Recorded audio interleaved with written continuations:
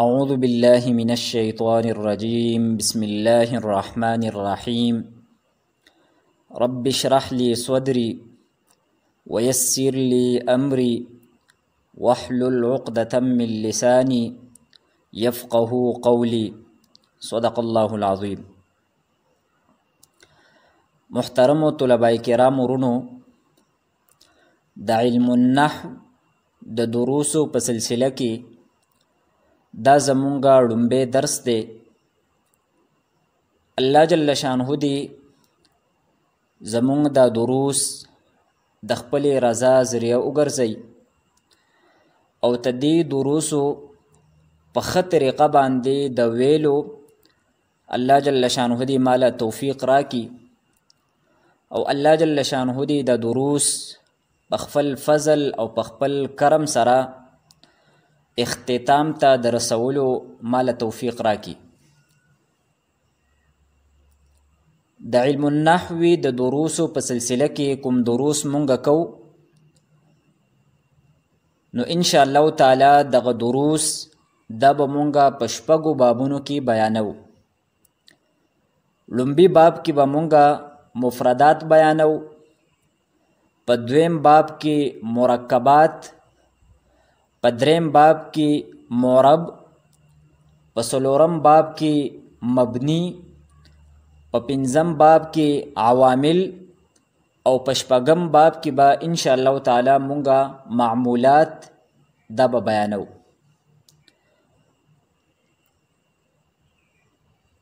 د نحوی کم ابتدایي طلبه کرام وي نو د هغوی دپاره چې کم د نحوی ابتدایي کتاب هغوی ته ویلی کېږي نو د هغې آغاز دا د لفظ د هغې د تقسیم نه کېږي.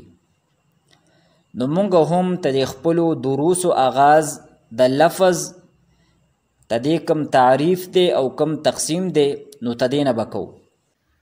د انسان د ژبې نه د حروفو په شکل کې چې کم آواز وځي نو دغه آواز ته لفظ وي. بیا ته دغه لفظ ته دې دوه قسمونه دي، یو دی لفظ مستعمل او بل دی لفظ غیر مستعمل. د انسان د ژبې نه چې دا کم لفظ وځي نو ته دې به یا معنی وي یا به نه وي، دغه لفظ به یا معنیدار وي یا به نه وي. که چېرې ته دغه لفظ معنی وه نو دې ته لفظ مستعمل وي، او که چېرې ته دغه لفظ معنی نه وه بمعنی لفظ نو بیا دغه ته لفظ غیر مستعمل وي. نو مونږه د لفظ تقسیم وکړو لفظ مستعمل ته او لفظ غیر مستعمل. غیر مستعمل هم لفظ دی او لفظ مستعمل دا هم لفظ دی، خو د لفظ مستعمل معنی وي او د لفظ غیر مستعمل معنی نه وي. نو وی لفظ وہ ہے جو انسان کی زبان سے ادا ہو. د انسان د ژبې نه چې کم د حروفو په شکل کې آواز وځي نو دې ته لفظ وی. د دې دوه قسمونه دي، مستعمل او دویم دی غیر مستعمل. مستعمل باندې چې استعمالیږي انسان هغه د یو مقصد دپاره استعمالی، او غیر مستعمل چې هغه نه استعمالی. مستعمل وہ لفظ ہے جو معنیدار ہو، چې کم بامعنی لفظ وي، د یو لفظ معنی وي نو دې ته لفظ مستعمل وی. لکه کتاب شو، اوبه شوې، دغه شانتې روټۍ شوه، چای شو، زید، عمر، بکر، خالد، نو دا ټول بامعنی لفظ دی، معنیدار لفظ دی، نو دې ته لفظ مستعمل وی. او ته دې بل نوم هم دی، دې ته لفظ موضوع هم وی. د لفظ مستعمل ته دې بل نوم دی لفظ موضوع. او غیر مستعمل وہ لفظ ہے جو بے معنی ہو. غیر مستعمل اغه لفظ ته وی چې کوم بے معنی وي، د هغې معنی نه وي. دې ته څه وی؟ محمل، یعنی غیر موضوع ته هم وی چې د یو لفظ معنی نه وي نو هغې ته غیر موضوع هم وی او دې ته محمل هم وی. مثلا مونږ وایو زید دیز، زید دیز، نو زید دا لفظ مستعمل لی او دا کم دیز چې مونږ وایو نو دا غیر مستعمل لی، ځکه چې د زید معنی شته دی او د دیز معنی نشته دی. یا روټي شوټي یا روټي موټي، نو د روټۍ د دې خو معنی شته دی لیکن د دې شوټي یا موټي د دې بیا څه معنی نشته دی. نو روټي لفظ موضوع ده یا لفظ مستعمل دی او دا شوټي دا غیر مستعمل دی. یا چیمه اوبو موبو، نو اوبو دا لفظ مستعمل دی او موبو دا غیر مستعمل دی. نو مونږه لومبه د لفظ تعریف وکړو، بیا د لفظ تقسیم مونږ وکړو لفظ مستعمل ته او غیر مستعمل ته. د غیر مستعمل قصه خو ختمه شوه، اوس راځو مونږ لفظ مستعمل لا یعنی کم لفظ چې استعمالیږي یا کم لفظ موضوع دی بیا ته دي دوه قسمونه دي، یو دی مفرد او دویم دی مرکب. د لفظ مستعمل بیا دوه قسمونه دي، یو قسم دی مفرد او یو مرکب، او دا تاسو د نقشې په شکل کې هم جوړولی شئ. مثلا لومبی لفظ ولیکئ، بیا د هغې نه لاندې کرښه راکاږئ، بیا د هغې دوه حصې جوړې کړئ، یو طرف ته لفظ مستعمل ولیکئ، بیا غیر مستعمل ولیکئ. بیا د مستعمل تاسو دوه قسمونه جوړ کړئ، یو مفرد او یو مرکب. بیا دغه شان چې مفرد کم قسمونه دي مرکب نو اکثر د نحوی په کتابونو کې د پورا نحو د نقشې په شکل کې مفرد تعریف په دې کتاب کې کړی دی. مفرد وہ لفظ ہے جو ایک معنی کے لیے وضع کیا گیا ہو. تدې آسان تعریف دا دی چې مفرد دا دې ته وایي چې یو لفظ وي او یو معنی وي. مفرد دې ته وایي چې یو لفظ وي او یو معنی وي. نو که چېرې دوه الفاظ وي او معنی یو وي بیا هم مرکب دی، یا لفظ خو یو وي لیکن د هغې معنی دوه وي نو بیا هم دغه مفرد نه دی بلکې مرکب دی. نو مفرد دې ته وایي چې یو لفظ وي او د هغې یوه معنی وي. انشاءالله تعالی د دې مثالونه هم را روان دي. دلته مثال ورکړی دی رسولن، نو رسولن دا مفرد دی ځکه چې دا د لفظ هم یو دی او معنی یو ده. یا کتاب، خالد، عمر، بکر، خالد، من وغیره، نو دا ټول مفرد دی. او مرکب دا د مفرد الٹ دی. نو مرکب تعریف ادا کړی دی، مرکب وہ لفظ ہے جو دو یا دو سے زیادہ کلموں کو جوڑ کر بنائے جائے، چې هغه د دو لفظونو نه یا د دوو نه زیات لفظونو نه جوړ شوی، د دوو کلمو نه جوړ شوی یا د دوو نه د زیات کلمو نه جوړ شوی وي.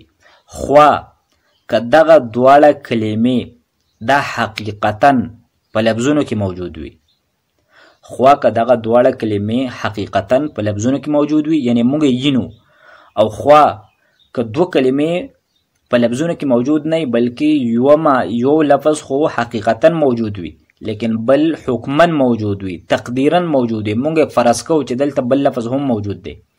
نو مرکب عام دی. خوا که دغه دواړه الفاظ دا حقیقتاً په الفاظو کې موجود وي او خوا که یو موجود وي او یو نوی موجود، په دواړو صورتونو کې به دې ته مونږ مرکب وایو. او د مرکب بل نوم دی کلام. د مفرد بل نوم مونږ ذکر کړی کلمه، او د مرکب بل نوم څه دی کلام دی. نو وہی مرکب وہ لفظ ہے جو دو یا دو سے زیادہ کلموں کو جوڑ کر بنائے جائے، خواہ وہ دو کلمے حقیقتاً ہو یا حکماً ہو.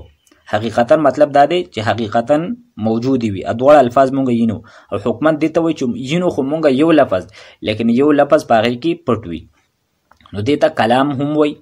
بیا د حقیقتاً مثال ورکړی دی لکه خالد کاتب، خالد کاتب دی، نو دا اوس مرکب دی ځکه چې دا د دو الفاظو نه مرکب دی، د دو کلمو نه مرکب دی، یو خالد دی او بل کاتب دی او دواړه په الفاظو کې موجود دي. او د حکمن مثال څنګه دی اصبر، نو دا خو په ظاهر کې مونږ ته یو لفظ ښکاري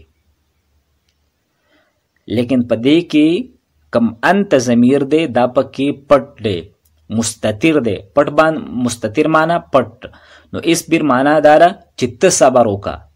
اصبر خو یو لفظ دی لیکن ته دې معنی دوه دي. دې وجې نه مونږ د مرکب تعریف دا وکړو چې لفظ یو وي او د هغې معنی مونږ مفرد کې دا خبره کړې وه چې مفرد هغې ته وایي چې یو لفظ وي او یو معنی وي. نو دلته خو اگر چې په ظاهر کې مونږ ته یو لفظ په نظر راځي لیکن ته دې معنی دوه دي چې ته صبر وکړه، فعل هم پکې راغلی دی او فاعل هم پکې راغلی دی. او داسې مونږ دلته ویلی شو چې اصبر دا خو اگر چې یوه کلمه ده لیکن په دې کې بله کلمه دا پټه ده، یا یو لفظ دی خو معنی دوه دي. نو حکمن کی مثال اصبر، اس میں دوسرا کلمہ انت ضمیر مستتر ہے، نو خلاصه دا شو چې مفرد هغه ته وایي چې هغه یو لفظ وي او یو معنی وي، او مرکب هغه ته وایي چې هغه د دوو یا د دوو نه د زیات کلمو نه جوړ شوی وي، خو که دغه دواړه کلمې حقیقتا په الفاظو کې موجود وي لکه خالد کاتب، او خوا که حکمن وي لکه اصبر یا اضرب یا اسمع یا اشرب وغیرہ وغیرہ. وہ سلائڈ نمبر 8 مفرد اور مرکب کالم میں لکھیے. دا لس الفاظ ورکړي دي، نو په دې کې دا موږ ته وایي چې تاسو مفرد او مرکب دا یو ځای کړئ. نو د مفرد او د مرکب کم تعریف دی دا تاسو په خپل ذهن کې کېدئ او د دې نه بعد تاسو دا مشق حل کړئ. زمونږ د حل کولو نه مخکې تاسو زمونږ دا درس دا سټاپ کړئ او تاسو دا په خپله لومبې په دې باندې مشق وکړئ. د هغې نه بعد بیا تاسو زمونږ دا درس واورئ چې آیا تاسو دا مشقونه دا صحیح کړي دي او که صحیح مو نه دي کړي. لومبې تاسو زمونږ دا درس واورئ او ولې په خپله حل کړئ. نو کم لفظ الله دی، نو الله دا مفرد دی. محمد صلی الله علیه وسلم، صرف محمد دا مفرد دی. ابو بکر دا مرکب دی ځکه چې بکر ځان له کلمه ده او ابو ځان له کلمه ده. ابو بکر او دا د دو الفاظو نه جوړ، یو ابو دی، ابو مضاف دی، او بکر دا مضاف الیه دی، لہذا دا مرکب دی. خو مرکب غیر مفید دی، یعنی موږ له څه فایده نه راکوي. انشاءالله په دې باندې بحث را روان دی. عمر دا مفرد دی، عثمان مفرد، علی دا مفرد دی. الجنة حق دا مرکب دی او مرکب حقیقی دی ځکه چې دواړه الفاظ دا مونږ په نظر باندې راځي په الفاظو کې موجود دي. والنار حق دا هم مرکب دی او مرکب حقیقی دی. رسول الله دا مرکب حقیقی دی او رحمت الله دا هم مرکب حقیقی دی. د مضاف مضاف الیه نه جوړ شوی دی.